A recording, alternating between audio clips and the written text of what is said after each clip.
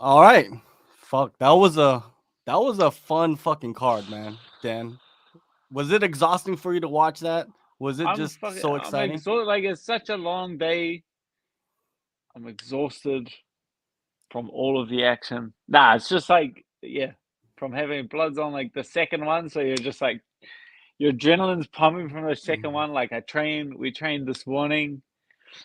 The boys are on, so my teammates Bloods and Carlos are on the prelim. So I've been watching since the first fight. I've had it live, and then I did a like a watch along stream. Yeah. What do you call them? Like a watch party, like a Yeah. Twitch, it was like a Twitch watch party with me, Jens Pulver. Jens Pulver was hosting, and Volkanovski was doing it as well. But it's like it was funny as because they sent us like a link that me and Volk would like watch the fights on, so we're all up to play because like obviously if we watch it on the TV, then ours is like I think it was like a 20-second lag between like the US stream and like our stream out here. So they sent us a stream. But it was like me and Volks it was like super lagged. So we were watching I was watching like 5 hours of the UFC like this, like them just changing positions and you having to like the whole concept of the show is like that you're breaking down the fights live and watching the fights live. But it's like I'm watching it in like slow motion, like pixelated lag there's Volkanovski is complaining the whole time. But it was good. Yeah, well, that makes it fun, but at the same time, when you do like these watch parties, when people are in different locations, everybody has a different stream, Ah, and I've done it in the difficult. past. And I'll like scream and Difficult. yell at some moment, and they're like, "What are you talking about? What's coming?" You know what I mean? So it kind of messes everything up. You know what I mean? But yeah, it can be fun, but it can be annoying. I could see where Volk's Yeah, they coming need from. a. We sort the stream out. Are we good? Nah, the only reason because he was like that was like the sole way was was watching on the phone. So he watched like 5 hours of UFC in like a lagged mode, whereas I had like the lagged on, but then I had like my TV going behind me, so then I could watch the fights, but in like a 15-second delay. Oh, exhausting, Yeah, exhausting. But now I'm here. I'm where I want to be. I'm talking to my man, and we're getting this thing done. yeah. It's Let's not get this lag now. shit. I'm talking to you. I say something, you can say something back, and we're sorted. Exactly, 21st century, right? Let's fucking get into it right away, man. The main event. I'm gonna give you my spiel on it, what I saw in the fight, what I expected.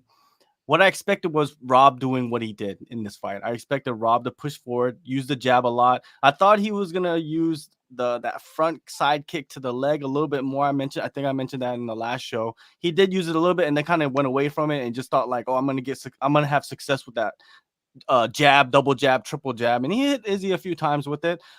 Took him to the ground, but wasn't able to do anything with the takedowns. And I felt like a lot of people are scoring those takedowns a little too more than it should. Because I think if the round is really, really close and there is a takedown, maybe you could give it to the fighter that got the takedown. But I don't know. I felt like the striking there was a huge edge for Izzy in most of the fight, and that's why I thought from last week, to the opening bell of this fight, I thought Izzy was going to win by decision. I thought Izzy was going to go out there and put on a striking clinic and was able to get off the ground and defend the takedowns. But Rob did take him down, and he did have the back, and it didn't get really scary, but there were some moments, right, where people are like, "Oh shit!" You know what I mean? I'm pretty sure the commentators. I don't really Mm, listen to the mm. U.S. commentators because most of the time I do not like their commentating, but but it was a fun fight. I thought it was a chess match. Rob did really well, and I'm looking forward to a third fight. So I wanted to get your reactions, Dan, watching your teammate break down, another phenomenal title defense. Yeah, that's like the funny thing about a rematch, especially when the first fight was in such dominant fashion. Like the general rule of thumb in combat sports is don't take a rematch unless you think you can do better than the first fight. That's like the general thumb of rule matches. So it's like rematches. So if you knock the guy out in the fashion that Israel did, like dropping him in the first round, finishing him in the second round, like how do you do better than that? Like that's now your starting point. That is now what people are expecting from this performance. They're expecting you to do better than the last performance. So anything less than that is going to like welcomes people to be like hypercritical of your performance. And of course, like Rob's made some improvements. Rob has the ability coming into the rematches that he can make adjustments, which he did. Yeah, it looked like a bit of a sinking ship in that first round, like getting dropped with the straight left from southpaw.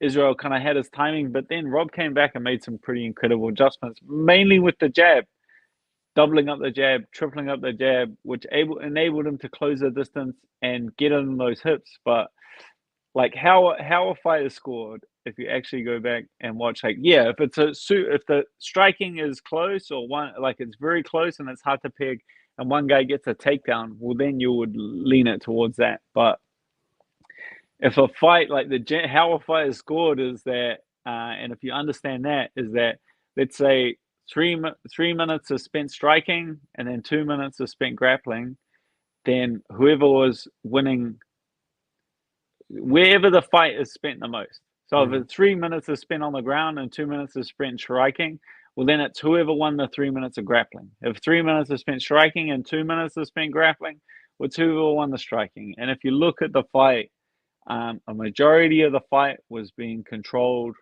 by Israel in the striking component. So yes, he had great success with the takedowns. I thought his timing on the takedowns in this fight was incredible. I think that they had done some very good research into the timing at which and the execution of that I felt was incredible. But then again, a majority of the fight was dominated by the striking, and that's hard to argue. But incredible performance from both the guys. Yeah, it was, and going back to Rob's takedowns, right? Like he did a great job, man. I'm pretty sure if he does go into a third fight with him, that's something that they're gonna look into more.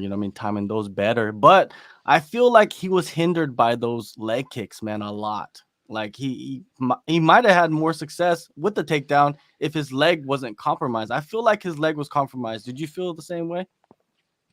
Yeah, like it's funny that Israel's leg kicks, like you'll just see him like tap them out there, and I guess people just assume he's like trying to score points with those kind of low kicks, like he just touch, but like he's got like a heavy low kick. This is a guy with like 100 kickboxing fights. Like he's not throwing leg kicks just to score points. He's got like it's like a trickily sharp shin. Carlos Ulberg's the same. Like even though his leg kicks aren't like, they don't look super powerful, or like he's driving them right through the thigh, like touch.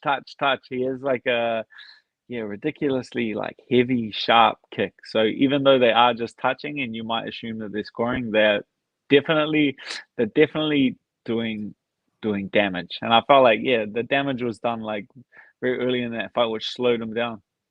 What did you think of Joe Rogan texting John Anik in the middle of the fight saying that he thought Izzy broke his hand, which was, I don't know. Is Joe Rogan obsessed with injuries? Because he's always like, he's hurt. That's why I don't listen to the U.S. broadcast, to be honest with you. Yeah, that's a real hard thing to gauge, like how someone's hurt, and then they ask Israel stay after, and he's just like, "What? Nah, like I was just doing my thing with my hand, which is more of like a habitual thing than anything else." So, it's funny that when he's always doing that.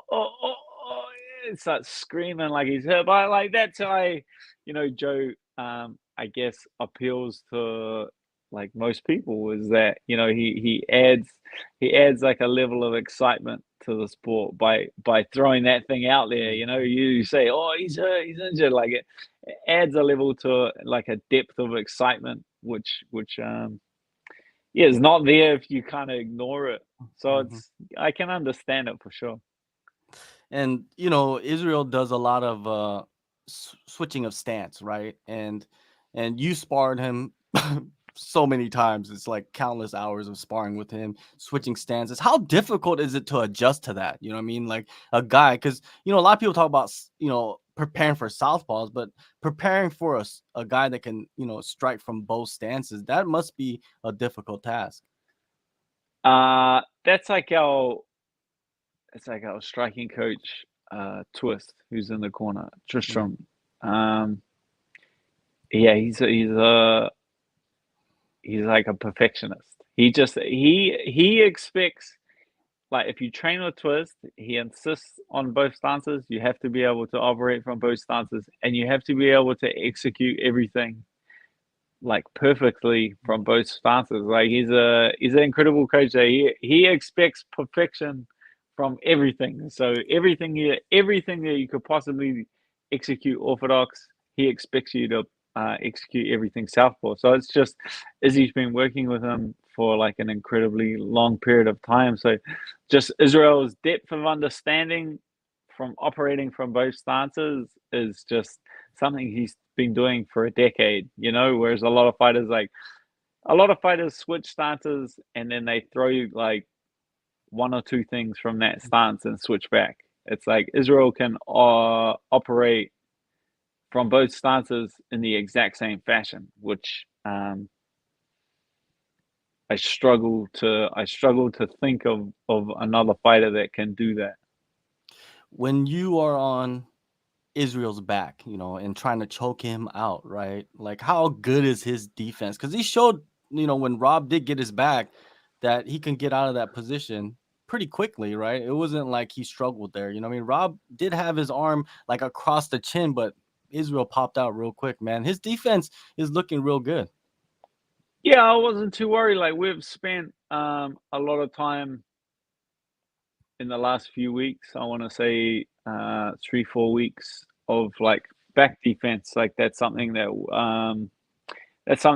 we've like really honed in on. So for like the last couple of weeks, just getting reps in of just having guys on our back and getting those reps in. So that's just I could see now from watching the boys fight that was something that needed to be executed. So yeah, I was quite confident that when even Rob had his back, I feel like he just bellied down and gave his back because he knew that he could get to the cage. And then once Israel's on the cage, he's like very hard to keep there. I feel like Jan did it well by shooting and taking him down out in the open, so far away from the cage that he couldn't scramble to it. But once Israel gets to the cage, like he's all but out, and he kind of showed that in this fight for sure.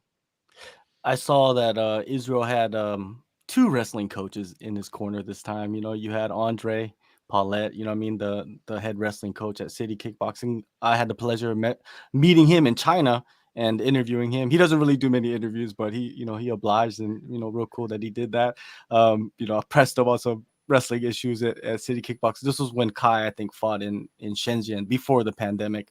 And then you had Frank Hickman, I mean, someone that has been in your corner, I mean, like I felt like that was something that was needed, I mean, because you knew that he was going to come out with the wrestling, and it showed, right? It showed that even though he gets taken down, he'll pop right back up. And what about Hamza? Hamza is, what do you think of Hamza, man? He's just like tweeting out like just random things during like main events, right? And he's just like kind of nitpicking at Israel's wrestling, and Israel just shrugged it off in the press conference. Yeah, that's like smart self promotion, and it's pretty like easy to see and copy the playbook of like Conor McGregor, which is pretty much what he's doing. Like you can see every major UFC event, like Conor McGregor gets real. He posts, like he posts it out there because it's going to get some shares, it's going to get some likes. Like you could see it in this one. What Volk brought it up on the thing. He's like, "Oh, Connor just tweeted out that he's horny." It's like because it's going to get attention, it's going to get reshares. It's the same thing as Hamza like posting out like, "Oh, I could waste these guys, I could smash these guys." Like it's just smart promotion. But yeah, then again, on the same hand, like Israel had the right way of dealing with it, which is like Hamza's hardly in the talk of like title conversation in the middleweight division just yet. So it's like the more attention that Israel gives that, then the bigger it gets. If Israel just like kind of shrugs it off and moves on, then there's like maybe one or two stories or one or two headlines like Israel shrugs off. Like it doesn't get the kind of gravity as say Israel acknowledged it, and at the post-fight press conference, he's like, "Oh, he said what? Man, I'll smash that guy." Blah blah blah. Then people will be like, "Oh, Israel's interested in the Hamzat fight. Like, let's put that fight together. Let's make that fight." It's like the guy's fighting at welterweight. He's fighting at you're not gonna get in. There's no point in getting an argument with a guy a weight class lower than you. It just doesn't make any sense. So, not knocking it, like good self-promotion from Hamza for sure. And then Israel dealt with it the way that he should deal with it, because he's not like in the same situation. I feel like it's the same thing as like when everyone was like tagging him, they're like, "Oh, Paddy Pimblett was talking shit about you. He reckons, blah, blah, blah." Like, good for him. Like, promote yourself, my friend. Like, you're saying these wild things about like the guys at the top echelon of the division. Like, of course, but it's like I wouldn't even. Why should I even acknowledge it? Like, the guys had one fight in the UFC. You know what I mean? Like, there's no point. There's just no point in acknowledging it. I don't think Instagram was even invented when I had one win in the UFC. So I'm not gonna get I'm not gonna get in an argument with a guy who's got one win in the UFC. It just doesn't make sense. Yeah, definitely. And Connor, I think he just had the tweet of the year, man. Just out of nowhere, I'm horny. Like, where does that even come from? You know what I mean? Like, then all these speculations come again. He's in the news. Is he on drugs? You know, like did he get hacked? You know what I mean? Like, Connor knows what he's doing, man. Like, I'm all for it, man. Do what you gotta do. You know what I mean? Every big pay-per-view, every big pay-per-view, that guy's tweeting because that's when, like, straight after a big pay-per-view event, like, or during, like, that's when everyone's on their phones, right? Like, that's when everyone's honed in, more so than usual. Like, you tweet something during the week like, in a week from now, there's no way it gets the same traction as tweeting it during a main event of the UFC pay-per-view, one of the biggest pay-per-views of the year. Like, of course it gets that attention. So no knock to them. It's the perfect time to tweet it for sure. Yeah, definitely. And if it gets on the broadcast and then the commentators talk about it, boom, that just blows it up. You know what I mean? That's what you got to do. I'm all for Hamzat doing it, man. Hamzat knows what he's doing. It's not like he doesn't. You know what I mean? He understands the game and he's putting it out there. But like you said, Israel did a good job. Just shrugged it off, and he's like, I got other fish to fry. And let's talk about these fish, right? You got Cannonier, who just was kind of dominated in the first round and then came back and just elbowed the shit out of Derek Brunson, man. That was just insane. Derek Brunson just like hit a wall, it seemed like, and his energy just drained the fuck out. And then Cannonier just took over and capitalized completely. What did you think of that fight first? And then do you feel like he is the next guy? Yeah, like Brunson's looked like that a few times, like in his fights, when you're just like a few of his last recent win streak, where you're like, man, he's looking like he's getting tired. Like, he can't keep shooting like this for another 7 minutes or another 8 minutes, and he does, and he did. Like, there's a lot of other fights where you're like, man, this guy's getting tired. He can't keep this up, and he does keep it up, and he does keep shooting, and he does keep taking guys down. So, yeah, I don't want to say that it was like the wrong play from Brunson, because it's been working for him so well in this recent streak. So there's no knock on that. I just feel like Cannonier used his experience and stayed composed and caught him with that short elbows, and was able to capitalize and finish the fight. So in my opinion, Cannonier is next. Cannonier is next on line. He got the finish. He got on the mic and he screamed it and he called it, and it's very hard to deny that now, because now you got Cannonier with a stoppage victory on a big pay-per-view event, and they've got that soundbite, that all-important soundbite of him pointing at the camera saying, "I'm next, I'm fighting for the title," you've just made your sale, as far as I'm concerned. It's between Cannonier and Strickland. That's like the only two people you could pick it between, and Strickland didn't get the finish. He didn't get the soundbite. It's like you've missed it off of those two things. Those are the two main things you need to tick to get a title shot. Is like a quick title shot when it's two fighters. It could to and fro between two fighters. Yeah. If one gets a finish, one gets a soundbite, well, you just jump like head and shoulders over the other guy. And those are two fights I like to see. I like to see Cannonier versus Israel. That's fresh blood for Israel. That's a guy he hasn't fought before, and I'd like to see Rob versus Strickland. So it's both of those fights I feel like are great fights. Cannonier has had the interest of Israel for a while, it seems like, because Israel was talking about Cannonier like way back, like maybe last year, beginning of last year, and then Cannonier lost. He lost to Rob, and then kind of like faltered back. But in this division, or in any division, when you're at the top, you're always one win away from becoming a title contender, right? Right at that 5 to 10 range. You know what I mean? So yeah, Cannonier seems like he earned it. Yeah, he went out there, called Dana White, like, Dana White, motherfucker, like, it's me. That's how you get it done. Like that's how you get the job done, because now that soundbite travels everywhere, and everyone watching the show to watch Israel in the main event goes, "Oh, this guy had an impressive performance, and he said his name. Like, this guy's next." So yeah, like, as far as I'm concerned, that fight makes the most sense for the next title show, without a doubt. Whittaker, in the post-fight press conference, he felt like he won this fight, right? He felt like he did perform better. That's without a doubt. Everybody will agree with that. He said he won this fight. He felt like he won it. He felt like he landed more, and of course you feel this way because you're a fighter. He lost though. You know what I mean? So that's 2 against Izzy. Where does he go from here? I've seen suggestions of him like going back to welterweight and going, running at that title maybe, because right now the science of weight cutting is much better than it was when he fought at welterweight before. What do you think of that?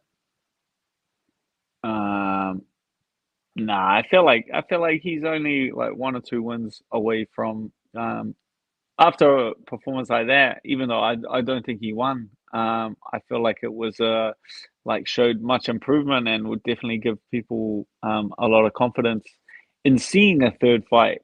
Does he win another couple of fights and get back in the mix? Without a doubt. Going back to welterweight, like, Rob's a big guy. Like, Rob is big. I've seen him on the scales at welterweight at like 105 kilos. So like, what's that, like 210? Like, he's a big guy. Like, he's a heavy set boy. I don't think he can. I don't think that's the right move for him. And I don't think he is even interested in that kind of move. I feel like now that he's kind of tasted some form of success against Israel, you'll see. I think you'll see nothing but a more confident Rob moving into the future after that. Yeah, definitely. And I don't know, man, because you're a big featherweight. You know what I mean? And you're going down to featherweight, so I don't know. There's science to it. You know what I mean? I There's have a science big to frame. I have a big frame. You're like misunderstanding. I have a big frame, but I'm not like a heavy. I'm not a heavy guy, and it's not. We don't get weighed in on our frame. Mm. The commission doesn't come along. The commission doesn't come along with a fucking ruler and stand us next to a thing and be like, "Oh no, you're over this height. You're too tall to fight in this weight class." It's not how it works. You stand on a scale and it says a number. That's the whole definition of a weight class. You stand on a scale and you say a number. Like, your frame is irrelevant. How tall you are is irrelevant. It's how much mass you have. That's a plain and simple what the weight class comes down to. And it's my mass is in that weight range. It's not going, trust me when I say it's not going to be difficult for me to make this weight class. All right. Yeah, Rob, he does look pretty thick from the side, you know what I mean? He's not like a small dude. Now, for the people watching right now, if you have a question for Dan, you have a question for us, just put it in the chat. Make sure you hit that like button, subscribe, all of that good stuff. Let's go to the co-main, man. Tai Tuivasa, he comes through big, man. He has shown an evolution up for himself, man. Do you feel like he has shown an evolution, man? Because when he first came in, he was like he was this guy. He was, he didn't even have 10 fights, MMA fights, and he was coming in. He was already popular, right, in his first couple of fights, but then he hit like a brick wall with I think it was Junior Dos Santos, and kind of figured out, hey, I gotta get better with other parts of my game if I'm gonna last longer in this, in this sport. And he kind of I feel figured like, that out. well, he definitely did. Like, he definitely found like there was a hole in his game, and he went away, and he like, this is pre-pandemic. He moved to AKA, and he worked with Cormier, and he worked with Cain Velasquez and the big heavyweight wrestlers at AK, and he put that work in on that game. And then he moved away from his home and his family and his son, and he went to Dubai, and he kind of immersed himself in the training over there with his coach Sully, and he really made some improvements and focused, and the proof is in the pudding. And you can see that five fight that's a 5 fight KO streak, and he just knocked out the number three in the world, who just Yeah. lost for an interim title. So if he's not, he's definitely putting himself in the position to get himself a title shot. So it's cool to see, man. It's cool to see a guy that you've seen his whole UFC career. You've seen him before he's been in the UFC, to now turn things around, right the ship, and to put himself in a position for a title is just phenomenal to see. Yeah, and Dana White even said after the event, in the post fight, he was mentioning Ty in that title conversation with John Jones and Stipe. I was just like, damn, Mm. Ty goes from number 11, knocks out number 3. Now he's in the top 5. And, I don't think a lot of people believe that would have been the case. When he was going through that slump, right? When he lost to Junior Dos Santos, a lot of people thought, oh man, he's too one-dimensional. But like you said, you never can give up. I always tell people this: never give up on fighters, man. There's too many bandwagon people out there that just kind of like roll with you, and then you lose a couple, and they're just like, ah, Yeah, no. that's the sport. Like, that's the sport, and that's it's not even why I don't even dislike the sport for that, because you're as good as your last fight in this game, and that's just the way it is. Like, people, you can say that, like, oh, people count people out real quick, but people get on bandwagons real quick. Like, one or two fights can, like, and you can completely change your stars. That's the beauty of this game. You're as good as your last fight. You could be going terrible and then have a fight, turn things around, and then all of a sudden, you're the next big thing coming out. A lot of people counted out Ty when he was kind of on that run. Who was it? Like Sergey Spivak, I think. Like, Mm. got the job done over Ty, and then ever since then he turned things around, and look at him now. Look at him now. You're in this game for as long as you back yourself. It's once you start second guessing yourself and counting yourself out, like, the longer you beat yourself up over a loss, the longer it takes you to get over a loss. That's like the real truth in it. In that these people criticizing you don't actually care about your future or you doing well.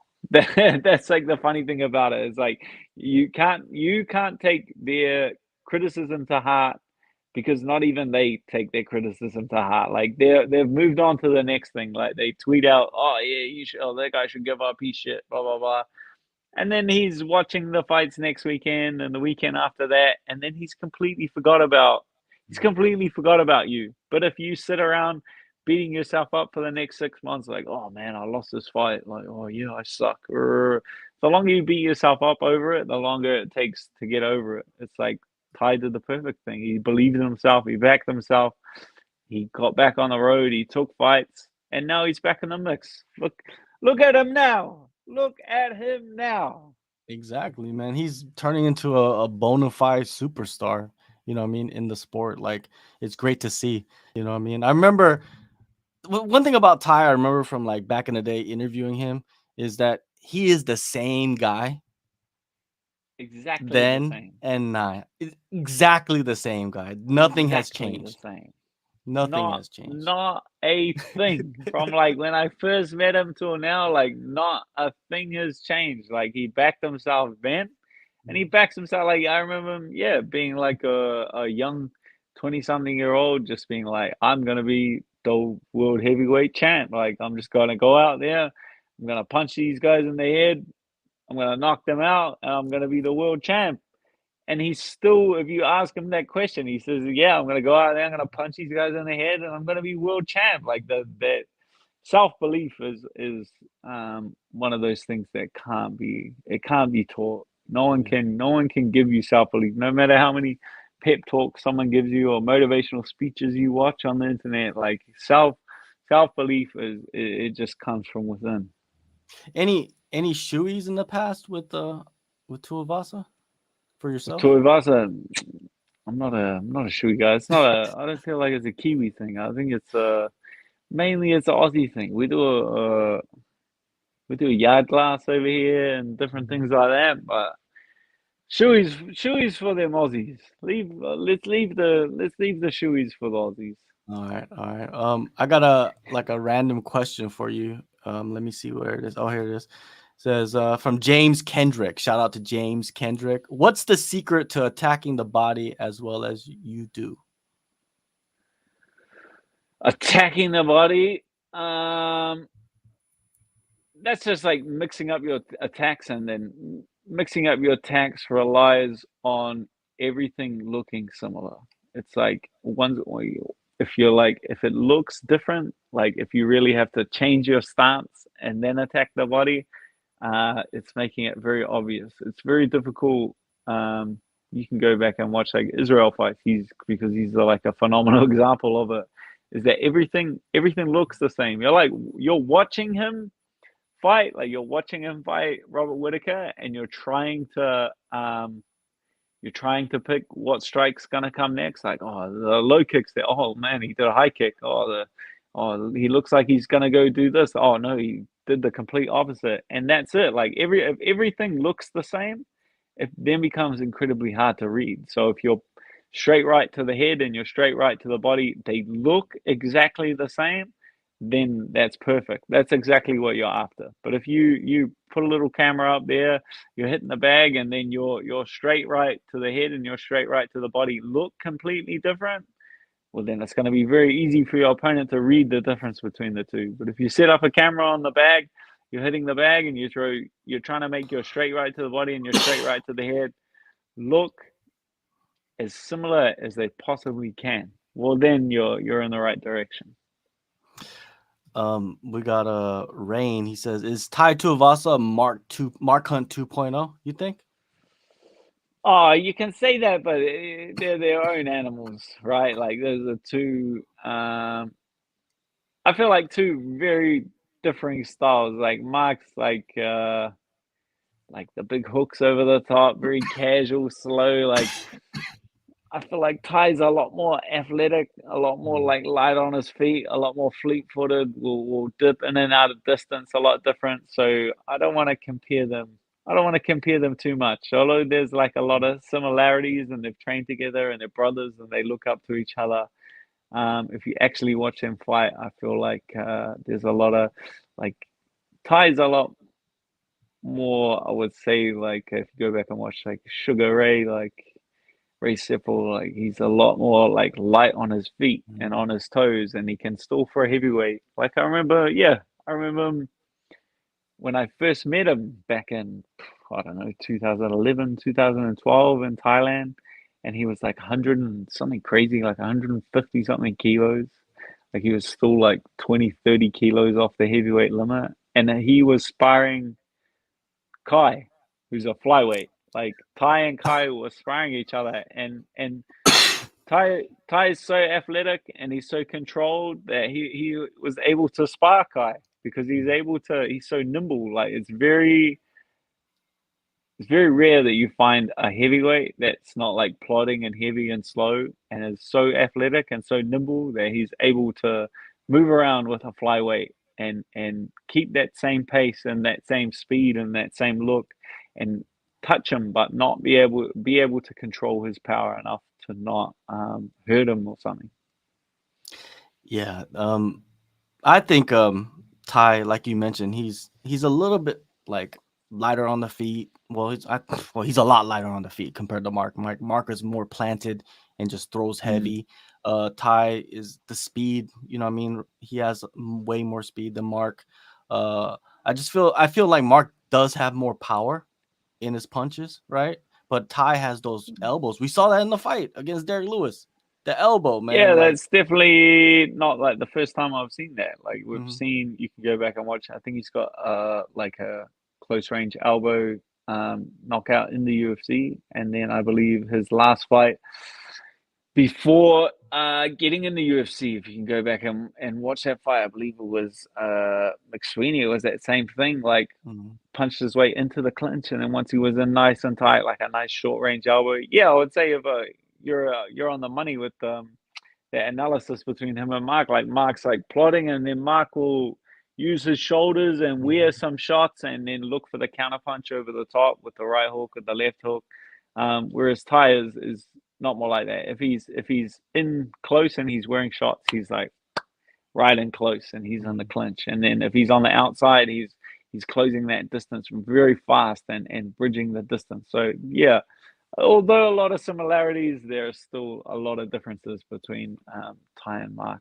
Yeah, definitely. One of my favorite Mark Hunt knockouts is probably Stefan Struve, where he just like leaps in with that hook and just broke his jaw, man, in half. That's Oh, crazy. You know what I mean? I remember seeing the pictures from like that Yeah. jawbreak, and I was just like, Yeah, that's something you don't want to go through.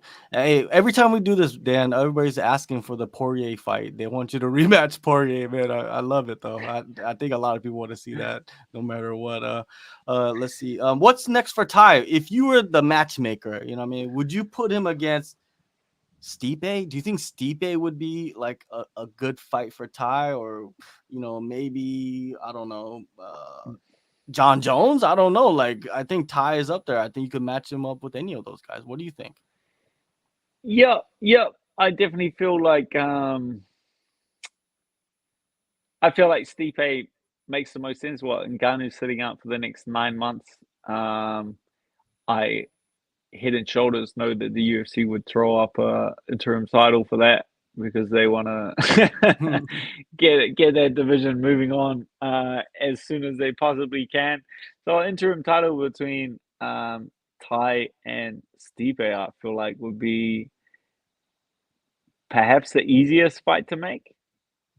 You know, there's a backstory there between I believe Ty cornered Mark for that fight with Yeah. Stipe when Mark fought Stipe. So I feel like there's some kind of backstory there as well. There'll be something Ty can kind of share behind the scenes that maybe watching that pissed him off and made him to want to get at it. I know that, Stipe and John Jones have both shared like well, John Jones especially shared that he wants to get in there with Stipe, and then someone else shared a tweet saying, "Yeah, you said that 10 years ago and nothing ever happened." But so it's like it's very difficult to get fans to like hold their breath for a fight they've been waiting 10 years to see. It was kind of like that with the like when Pacquiao Mayweather like finally got put together. Everyone Yeah. was like, oh, like I wish this would have happened a couple of years ago. You know what I mean? Yeah, that would probably be the easier fight to put together. Maybe in the summer or something like that would be Stipe. Because Stipe doesn't seem like he's in such a hurry to come back. And if he does come back, something should be on the line for him. Because I do consider him probably the greatest UFC heavyweight of all time. Not the greatest heavyweight, but UFC heavyweight, clearly he is. You know what I mean? With the accolades and everything. And Ty, man, just jumping up in that position, he will do it in a heartbeat. You know what I mean? He don't give a shit. Like, he'll just Yeah, fight you in a you couldn't turn down an opportunity like that. If someone, if, as soon as a gold gets put on the line, that really, well, he said for this fight, this Derek Lewis fight, well, he was pissed. He was yeah. drunk at his mate's birthday, and he was just like, "Oh, what fight Derek Lewis in Houston?" I'm in. Like Derek Lewis in Texas, like that's a fight that you can't pass up. That's just an incredible opportunity. Like as a fighter, you want to like chase things that make your blood flow, right? Like that get you excited, and that's just one of those things that gets them excited.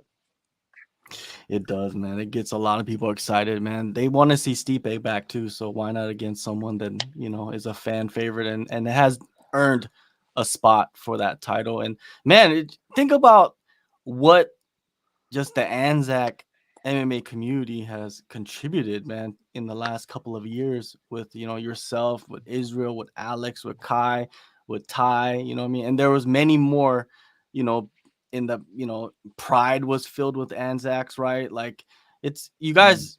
I feel like have embedded yourself in the history of MMA, man, from pretty much the start. And I don't think that people realize that so much. Do you think they realize that?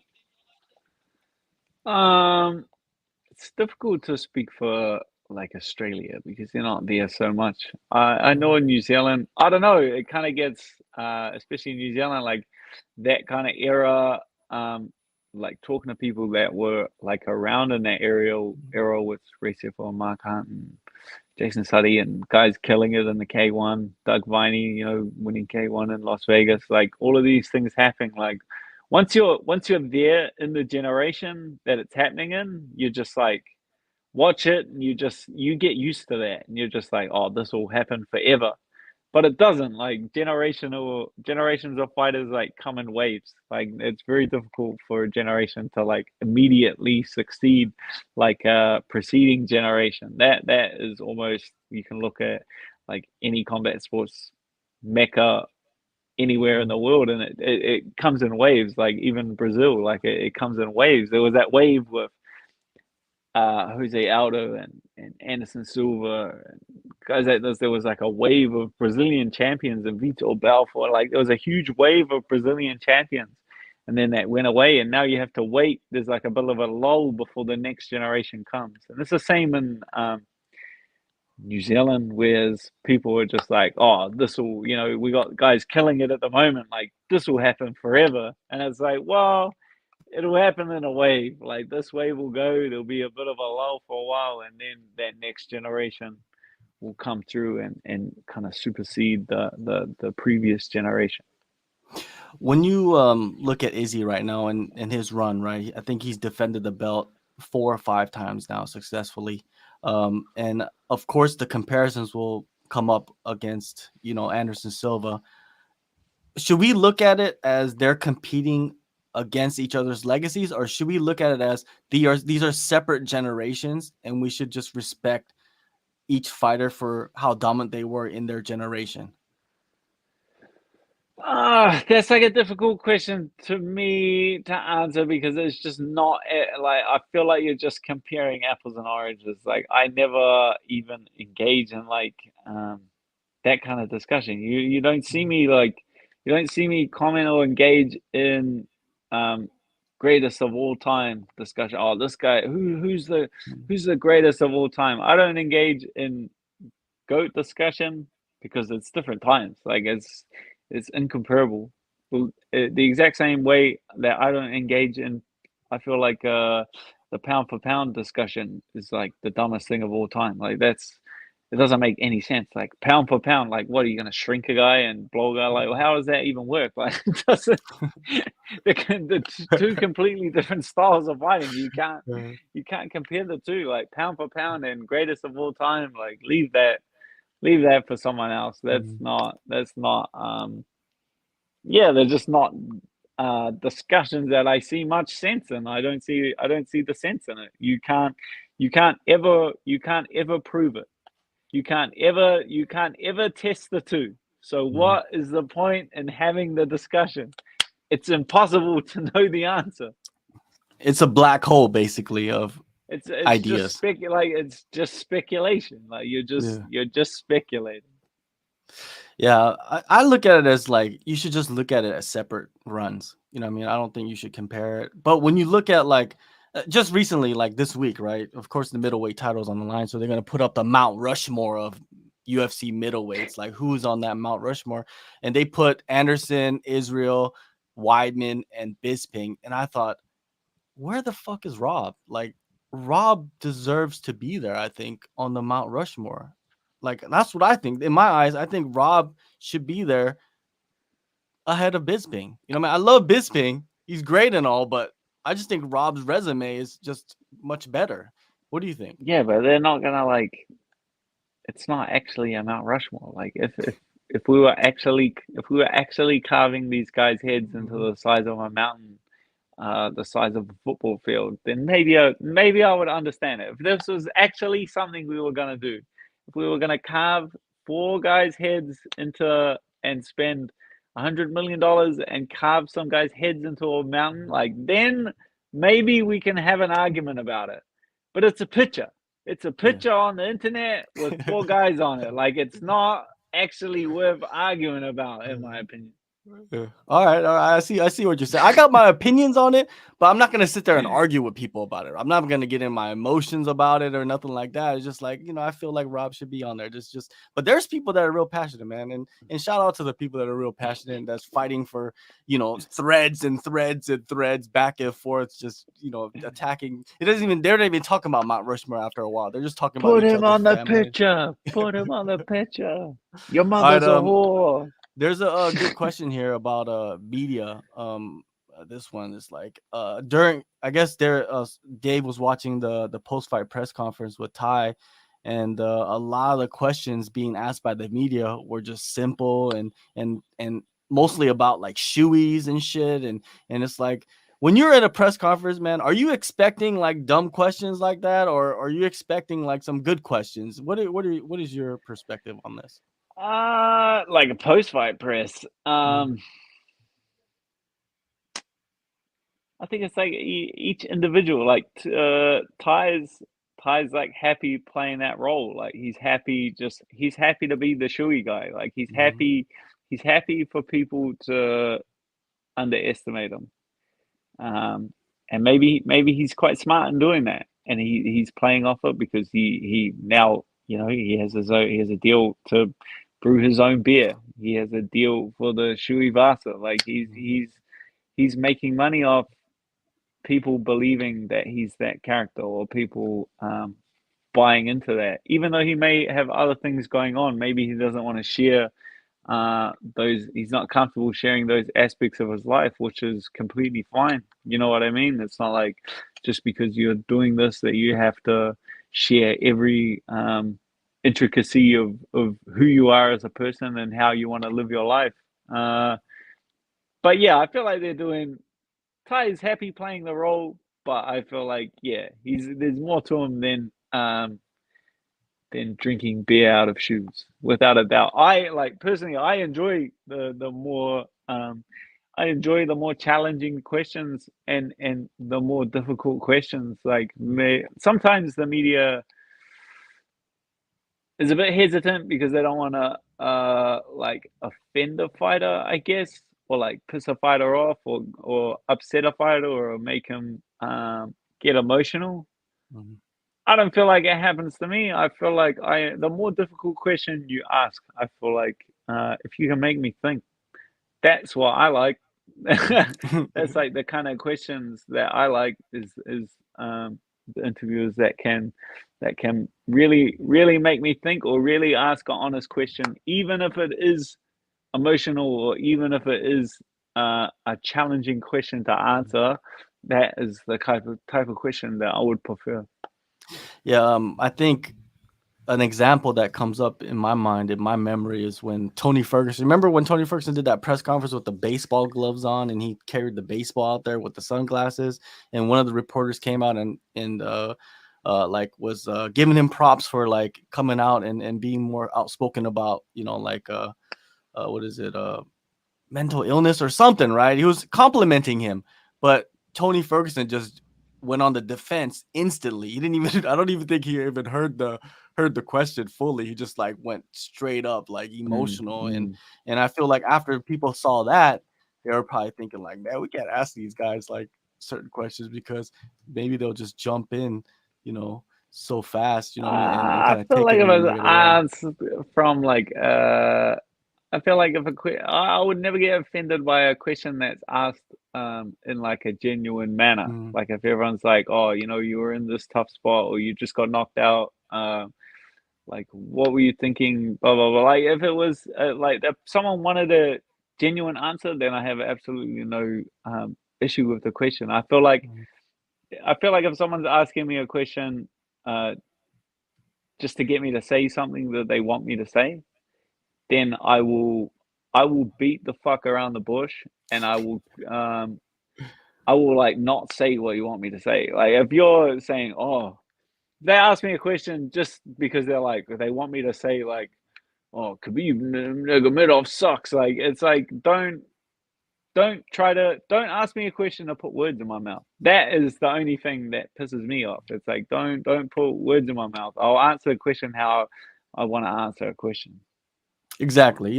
There are loaded questions, and sometimes yeah, Loaded question. there's like loaded with the fucking double barrel shotgun, right? Questions, I'm like, and and now I know what you want. Now I know what you want. I'm yeah. not gonna give it to you. I'm not gonna give it to you. I'm gonna be like, oh, the Be weather more yesterday creative. was all right. Yeah. Be more creative. Huh?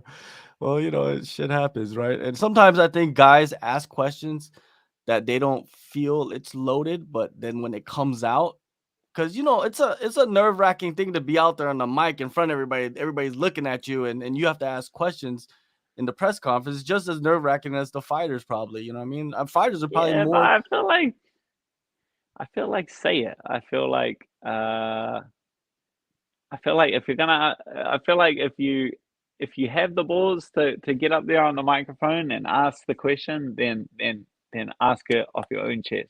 I feel like another one that is triggers a lot of fighters or gets fighters upset is like when someone comes up and they say, "Oh, so and so," or people say, or Mhm. "Oh, people have been saying that you can't grapple." It's like, what what fucking people have been saying this? Like, what are you saying? Like, what people are you referring to? It's like you're the one saying it. I'm gonna hold you accountable for saying it, and I have no problem with you saying it, but say it. Mhm. Don't say, "Oh, someone said on the internet somewhere." It's like I don't care about it. Like you can offend me. I have very thick skin. Like I will be okay. I'm a big boy. I'll Mhm. be okay. But be man enough to be man enough to ask me yourself. You know what I Yeah. mean?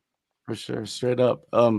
Speaking of thick skin, it came out during fight week that you used to whisper into I don't even know if it was whisper, but you used to say to Israel during this camp that Vittoria is the real champ. I thought that was fucking hilarious. Like you're good at that, You're probably really good at that, like getting to people or try to get under their skin. I can piss anyone off. Trust me, I can piss. It's my favorite thing to do is piss people off. I have a real knack for it. All right, let's move on to your other teammates, man. Let's talk about Carlos's second fight in the UFC. He went out there. I felt like he executed a great game plan and played it perfectly. Only probably like little slip up he had was in that first round where he got like clipped, but looked like he kind of slipped at the same time. I don't know if it was a full knockdown, but judges see what they see. But he still went on. The round 2 and 3 did really well, got a good win. What'd you think of how he performed? Yeah, I found out that Michael Bisping doesn't really like Carlos. Don't hate that man for being so damn good looking. Don't hate that man for being good looking. It's not his fault. That man was born that good looking, and there ain't nothing you can do about it, Mike. Nah. But yeah, like it was quite funny, like them like getting onto him. Like he's clearly dominating the fight. I think there was like a minute or two left, and they're just like, "Oh, like he's dominating the fight, but I really wish that he would take more risks and try to knock the guy out." It's like, nah, nah, nah, nah, nah. That's not how our sport works. That's not how this game works. And there's no one has an argument to counter that. It's like if one fighter is clearly dominating the fight, 2.5 rounds in the bag, other guys being hesitant is not his role to take risks. You have the fight won. it is the other guy's job to take the risk. If I'm 90% on my way to victory and the other guy's just going to step back and give it to me, then it's not on the guy who's got the 90% in the bag to start taking risks and let the other guy in the fight. That's not how our sport works, and there's no justification for otherwise. It's on the other guy. If you're losing the fight, it's on you to do something and to take more risks to attempt to win the fight. You might get knocked out, you might get submitted, it might get worse for you, yes, but it's on you. If you don't want to take those risks, then that's fine. Move on to the next fight. But it's on the losing fighter to take the risks. It is not on the winning fighter to take risks. His opponent, he was coming into this fight, he was 2-0 or 0-2 in the UFC, and he was down most likely he was down 2 rounds heading into the third, and he just continued the same style of fight. He would throw one strike and be very hesitant. I was just very shocked at how he responded to that. It almost felt like he didn't feel like his back was against the wall. You know what I mean? I don't know. It was very confusing. Like you said, if you're losing the fight, you got to go and take that fight, right? And it's not Carlos's job because he's already winning, right? And he just needs to do enough to get the win. But it's a trip, man. Carlos hits really fucking hard. He hits really hard. Like, you've been stung by a few of those. Like, he maybe he felt like, man, if I take these risks, look, young fighters, life can always get worse. No matter how bad a fighter's going, it can always get worse. Trust me. I've been there. Fights even if they're going horribly, can always get worse. You can turn a decision loss and a lost contract into a knockout loss, a surgery, and a lost contract. Life can always get worse. Yeah, definitely can get worse. But when you lose your debut, right, and you're in a situation like Carlos, and you're up 2 rounds, you go into the third, you're on cruise control, right? You want to stay on cruise control. You don't want to take the risk because you want to get that first victory. You want to get it under your belt. I feel like a lot of people don't realize that when they're watching the fight. They just want people to kill each other, and a lot of things are easy to say. Things are easy to say, like Rob with just take him down.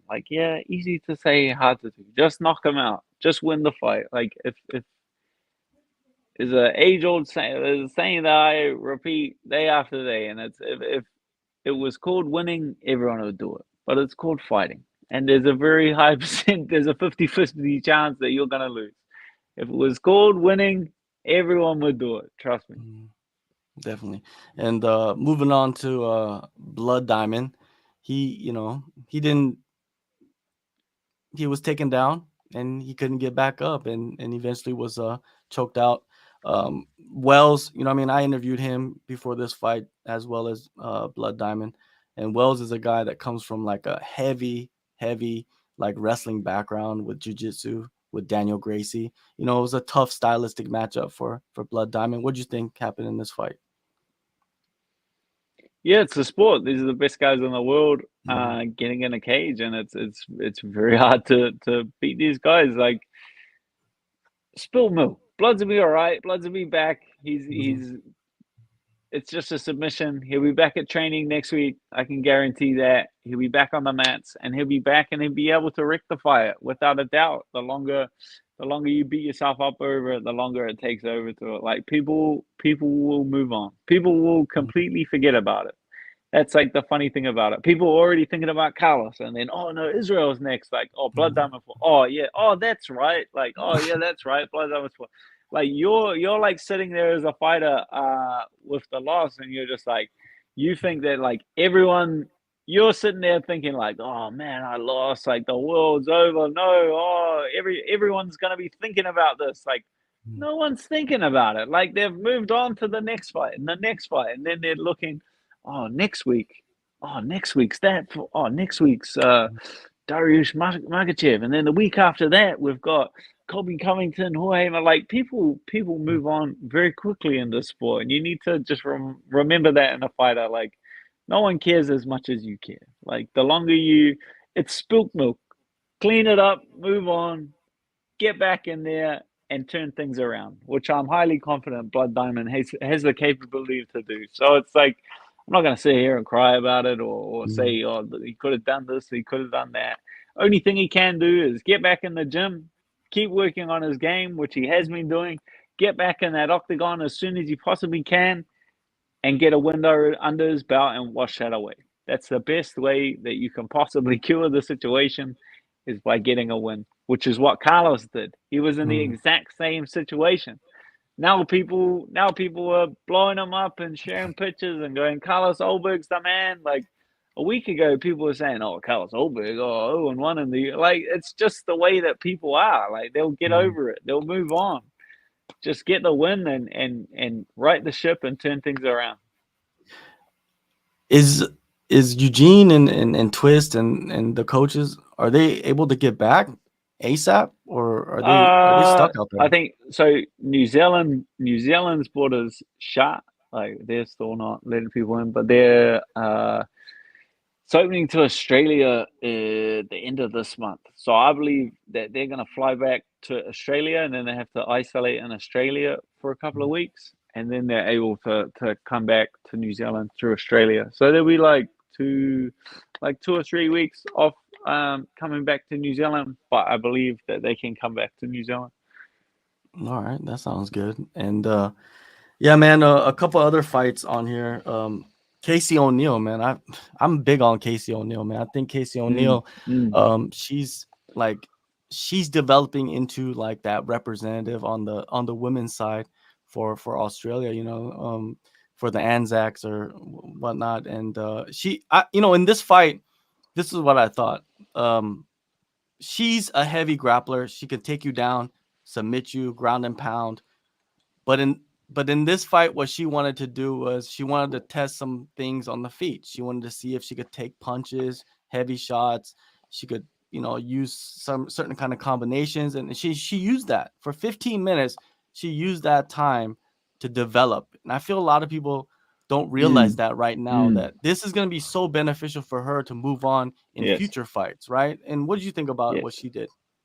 Exactly what that's you're like bang on the money. She got look, you can go back and watch every other fight I think she's ever had. Like she's a very dominant grappler. Like that is her bread and butter, is dragging people to the ground and dominating, beating them up on the ground. That's Casey's bread and butter. But against a girl like Roxanne, who's the most experienced women's mixed martial artist in the world, like one of the best grapplers in the division, been very dominant for such a long period of time.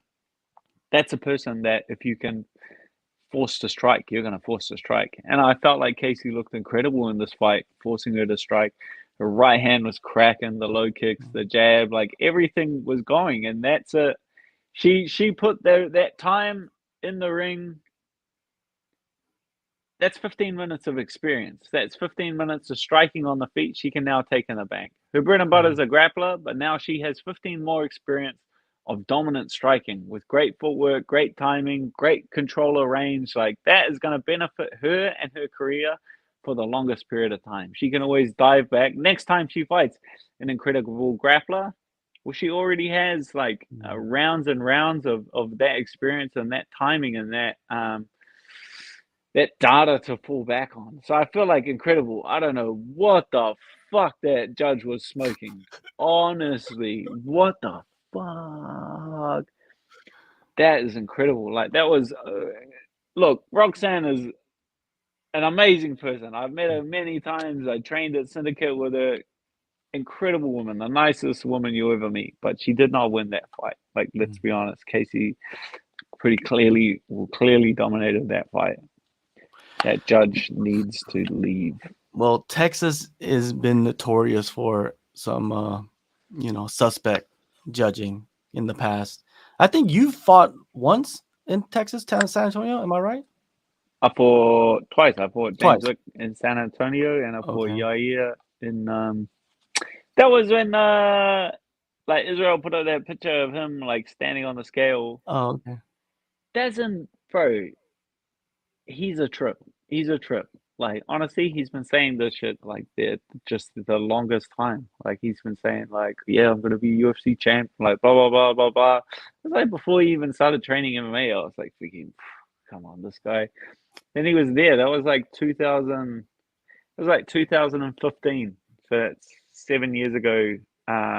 In Houston when I was fighting. Like he was kickboxing, wasn't even really training MMA at the time, and he was like out back at my event, and he was like talking to Joe Rogan. And he's like, "Man, yeah, I can't wait to be on Joe Rogan's podcast. It's gonna be sick." And then he's like standing on the scales, like getting pictures. Like, yeah, I can't wait till I'm standing here, with the UFC title. It's gonna be sick. And I'm sitting there going like, kid, you're nuts. I was going, what? Like, where's this guy get this confidence from? He just pulls it completely out of his ass.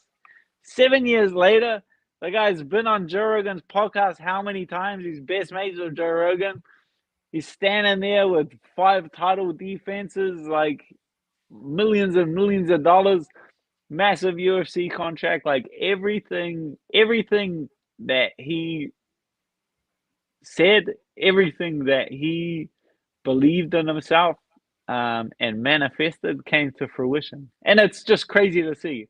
Like, it's so different to me. I'm like just a very practical thinker. Like, I'm just thinking, like, what's next? Like a young fighter, I'm thinking, oh man, I just want to get to the UFC. And then you get to the UFC and you're like, oh shit.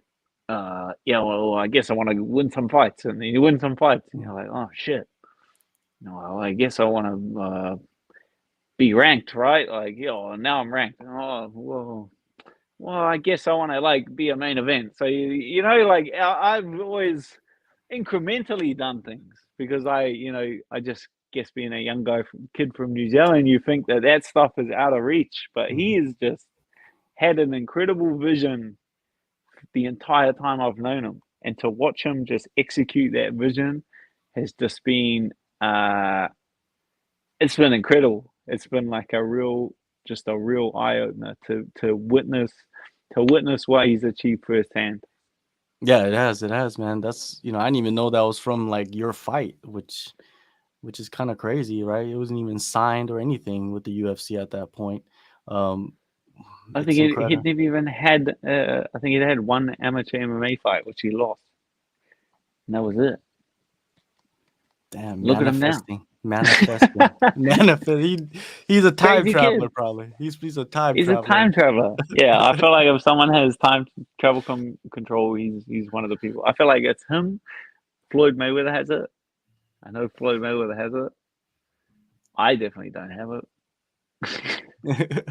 I don't have it. So we'll see, man. We'll see I would what's next I would for. time travel. I would time travel and take some of those ass whoopings away. Well, Maybe I'm just doing it as a disguise. Maybe I'm just doing it so everyone believes that I'm not a time traveler. You never know. hey, I'm shit, man. You're disguising it well. Fuck. Maybe you are, man. Disguising it. Yeah, you're disguising it real well. No, yeah, man. Casey, man. I feel going back to her. She's gonna right now at the top of the mountain is Valentina, right? And Valentina is just like a phenomenal talent, right? A generational talent, and she's pretty much good everywhere. So Casey, she's smart, man. I think she's one of those, like, she's gonna just like rise up and take what the UFC gives her and not rush too fast. And I feel like that's the perfect thing for her because she's still very young and developing.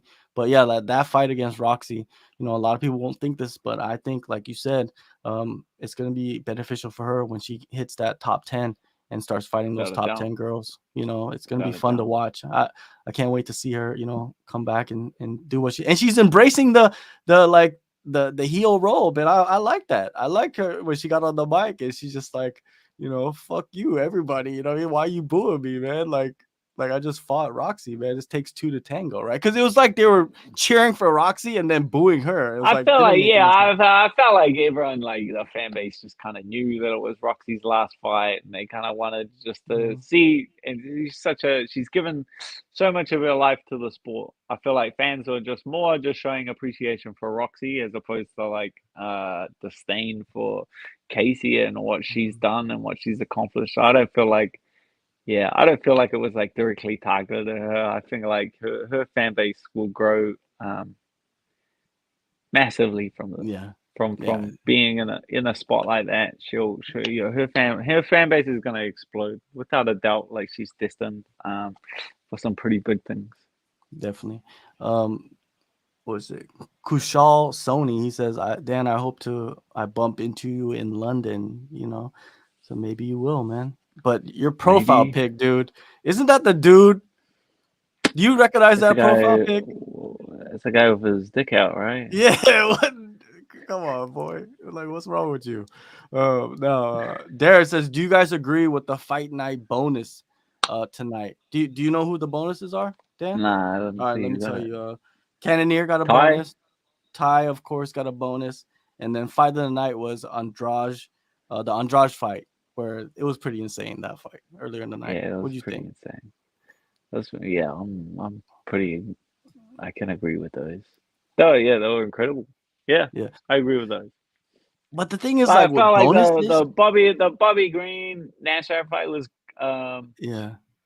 that was a good fight, but yeah, it wasn't like back and forth, right? Like Bobby Green Mhm. just won every round. Like a fight of the night generally has to be like a bit of a back and forth fight. That was just kind of one fighter dominating the fight. So I agree with these bonuses.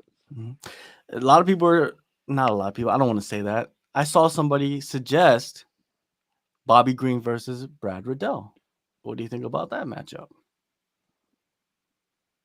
It's a good fight. It's a It good is a good fight. fight. I believe he already has a fight. Oh, okay. Secrets. So any any of those, reporters breaking news or whatever, you can go dig into that. You know what I mean? You could go Man, dig I don't into know it. where Ariel Helwani gets his shit from. Like that guy, who tells him? Because he knows everything. He knows everything. So like the UFC had pretty much like messaged me and be like, "Hey, you want to fight Arnold Allen?" And I was like, "Yeah, I'll fight Arnold Allen." And then like that day, Helwani messaged me. He's like, "Hey, so I heard you're fighting Arnold Allen," and I was just like, "How the fuck do you know that? Like, I don't even know that. I've known this. I've known this. I literally sent an email back being like, yeah, all right, like half an hour ago. How do you already know this information?" Well, there's two possibilities, right? I'm gonna break it down from my point of view. I'm not saying I'm right or wrong. I'm just saying what I think. Number one, there is somebody in the UFC sneaking in information. Or number two, the management is sneaking I in feel like it's information. management. I feel That's like it's just what I management. feel, you know what I mean? And if Helwani is in that position to receive information, But it good ain't for me. him. I don't even have a manager. I manage myself. I didn't text Errol Hawani and tell him that I was going to fight Arnold Allen. How does he know? Arnold Allen, get How your does manager, Brett Okamoto know? How does get Brett your Okamoto know manager. everything? Well, Brett Okamoto knows because the UFC talent So, there's two gets the scoop. possibilities, right? Gets Yeah. the scoop. Like Baskin Robbins, But the right? UFC, It's I just feel like the UFC hates Ariel. Not in a bad way. I like him. I don't mind him, you know what I mean? Like the UFC, of course, there are people that don't like him there, but there's people that like him, you know what I mean? There's a lot of people in the UFC. There's a lot of people working those offices, right? We're gonna And like rumors stroll fly. around. Let's stroll around Exactly. and just be like, With recorders and shit. which one of Just you? with Which one of you recorders. is the which one of you is the snake? I'll find Yeah. him. I'll There's flush him out. what did they call those people? The snakes? The mole. The mole, yes. You remember they had that with the Yeah, Brock who's the thing? mole? There was a mole in the office with the Brock situation. That's why Dana White kicked him Oh out. yeah. Yeah. Yeah. So I remember the maybe the mole mole still sitch. works there. Who knows? I'm just Maybe saying. the mole didn't get fired. Exactly, right? The mole kept Maybe himself, you in maybe bed. you fired the wrong mole. Maybe, right? Maybe. There's some good fights next week, man. Have you looked Who we forward got? to next week? Well, it was supposed to be RDA versus Fiziev, but that was Ah, moved yes. because of visa issues. So now there's a new main event, which is Jamal Hill versus Johnny Walker. And Jamal Hill, he's um he's Are number they coming off 12. wins? Oh, Jamal Yeah. just beat Jimmy. Yeah, and Johnny Walker is coming off a win also. He's number 10 and Hill's number 12. So it's a top 15 fight. They were training for a 3-rounder, and then last week, because they had to switch up, RDA and what's his name? Fiziev. Now they're in a 5-rounder at light heavyweight. I feel like, does it matter in weight classes, you know what I mean? Like the rounds, like especially in preparation? Um, it's not like too big of a shift. Like from Mhm. everyone I know and every different understanding. Um, like a 5-rounder is definitely tough on your body and your training camp just because you're adding those couple more rounds into sparring. You're adding the couple more rounds into your conditioning sessions. So a championship fight is definitely a little bit tougher on your opponent. But in terms of that, when both guys have the same amount of notice, then it's hard to say it's impossible to say one guy's got a bigger advantage than the other guy. Mhm. What do you think about this matchup with Johnny Walker? This is Johnny Walker with SBG, Conor McGregor's camp. Not Conor McGregor's camp, John Kavanaugh's camp. You know what I mean? He's the head coach. He's been over there. A lot of people think that Walker has declined since he's been with them. I don't know. I think he's just coming out differently. And then there's Jamal Hill. You know what I mean? I feel like he's one of the rising stars in that light heavyweight division. What do you think? Yeah, um, it's an exciting fight. It's definitely like an exciting matchup. I can't say I have studied either fighter Mhm. that in depth, just because Johnny Walker is just, I don't know, it's a very difficult fighter to study. Like he throws so much random shit and he's just very explosive. And so, yeah, like you can say like he's declined being at straight plus gym, but it's like what, like giving a guy a deeper understanding of the sport slows him down? Well, sometimes it does. You know what I mean? Like you see that with like a lot of like a youthful fighter versus a more experienced fighter. Mhm. Like a lot of experienced fighters have that experience and they have that knowledge. They've been knocked out. They've been submitted. Like they are a bit less fearless. Like Mhm. a undefeated fighter. It's like the Roxanne Casey fight. Like Casey's undefeated. She's 8-0. She's never tasted that. She's never tasted that defeat. Mhm. She's never tasted that loss. So she's just young and she's fearless and she can just go after it.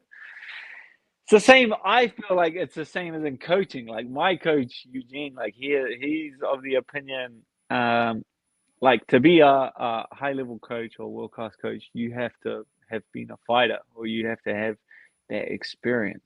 Um, and then you because you don't see it with some of these guys like Eric from Extreme Couture, right? Like he'd never been like a fighter or like high level experience in any combat sports, but it's like him as a coach is fearless. Like that guy's Mhm. never been choked unconscious in front of 100 million people or a million people or 1,000 people or 100 people. That guy's never been knocked out on live TV. That guy's never been knocked out in front of his friends and family. Like that's why you can go in the corner and tell a fighter, you need to eat some shots and wear this and go forward because you've never tasted that. Like you don't know how dangerous that is. Like Eugene as a coach is a bit more, like more defensive because he's been in those tough spots and he's seen it happen to people. So of course you're going to be more hesitant in sending people you care about out into the fire like that. So I Mhm. feel like there are pros of that and then there are cons of that as well. Definitely, and my assessment of Johnny Walker since he's been to SBG or BGS or I forgot, is that he has added some tools to his belt, you know what I mean, that he didn't have before. And, you know, a lot of people point to him losing his edge. And maybe, like you said, it is just something of him, you know, kind of being more comfortable and, and more calculated in his approach, because sometimes it's more important to win than it is to just entertain people, you know what I mean? Because going out there and getting into a brawl, without a shadow of a doubt, it's yeah, more important to win yeah.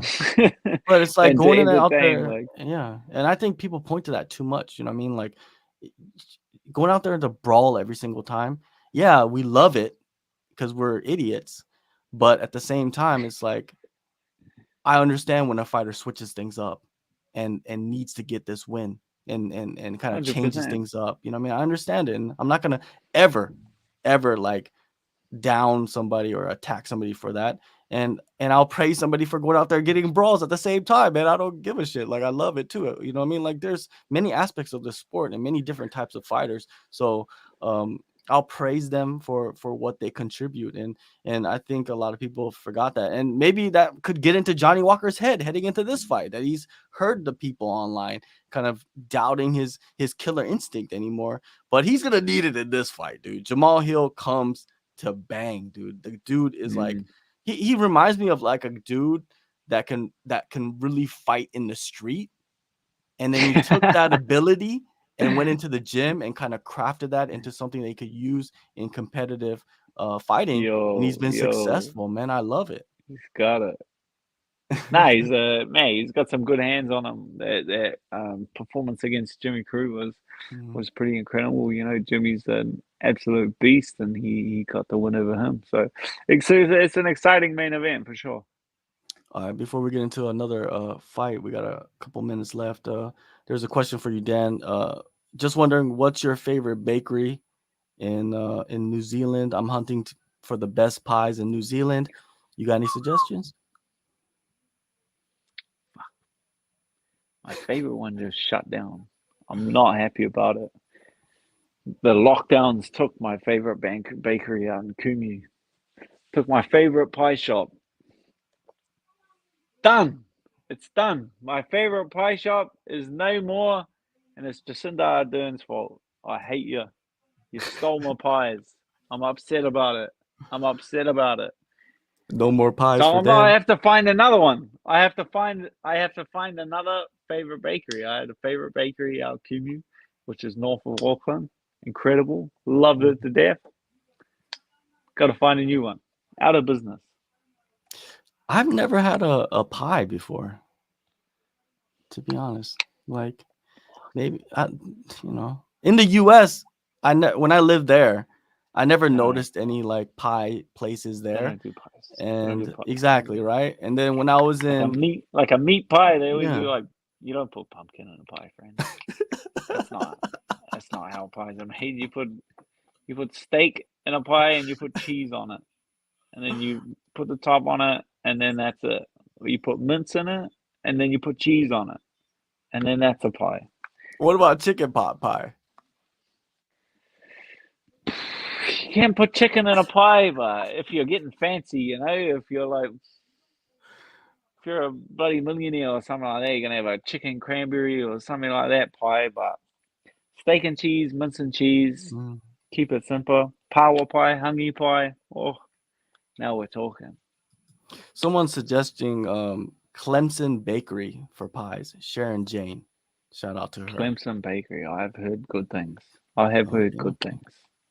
All right. And someone doesn't know what a chicken pot pie is. I think that's an What the American thing. hell? I Yeah, think it's it's an not. American thing, not something that is worldwide or anything like that. But Well, when you come out to New Zealand, I'll get you a pie. I'll find a yeah, new pie shop.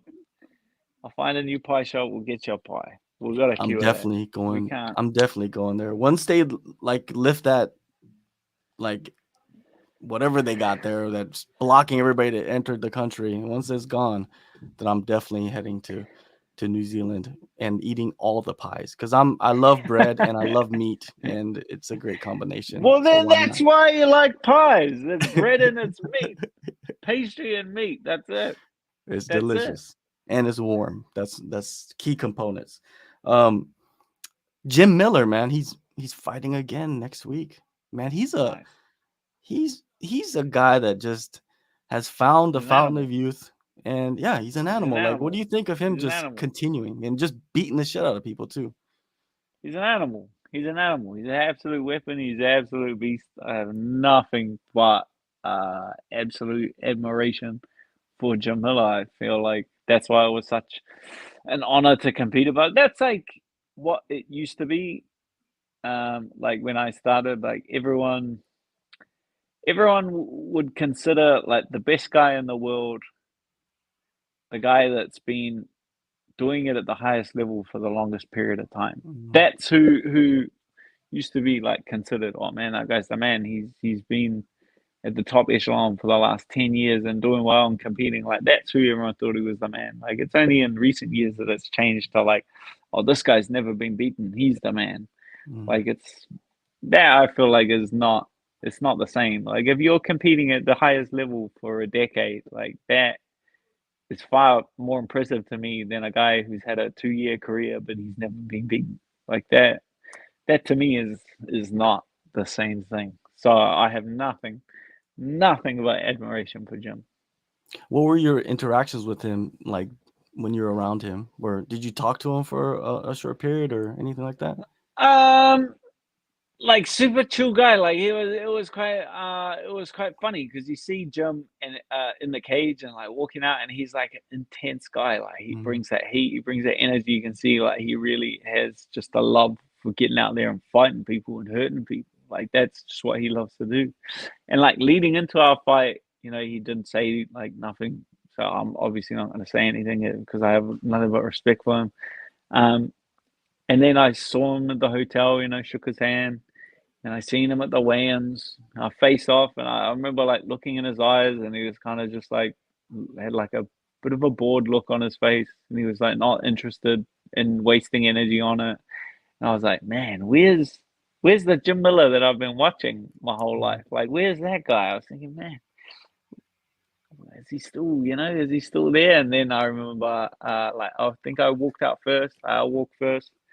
Then Jim came in, and it was Jim Miller. It was him. It was Jim. Like he's storming backwards and forwards in the cage, just staring at me like with the snarl look on his face, like he wanted to kill me. And I was just like, this is the guy. I was like, that's the guy that I want to fight. I don't want to fight poor Jim Miller. I want to fight that guy right there. And he's here.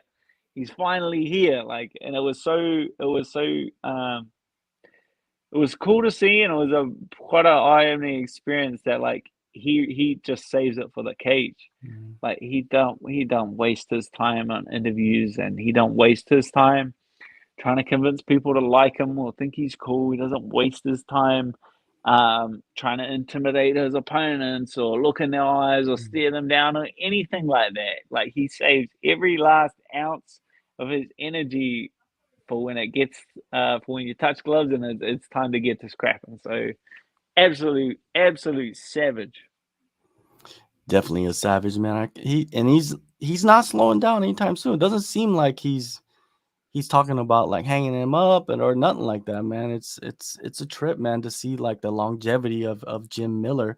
He's outlasted everybody, you know what I mean? And he's knocking off up and comers left and right. Like guys coming in with these shiny records, like you like to say, and he's just polishing one off, man. It's great to see, man.